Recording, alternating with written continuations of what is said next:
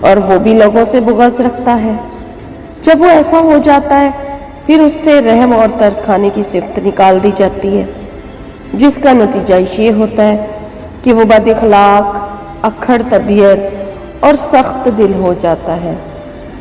جب وہ ایسا ہو جاتا ہے تو اس سے پھر امانت داری کی صفت بھی چھین لی جاتی ہے، جس کا نتیجہ یہ ہوتا ہے کہ وہ لوگوں سے خیانت کرتا ہے اور لوگ بھی اس سے خیانت کرتے ہیں۔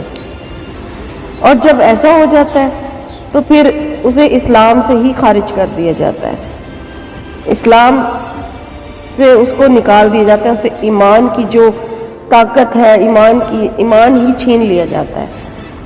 اور پھر جب ایسا ہو جاتا ہے تو پھر اللہ اور اس کی مخلوق اس پر لعنت کرتی ہے اور وہ بھی دوسروں پر لعنت کرتا ہے۔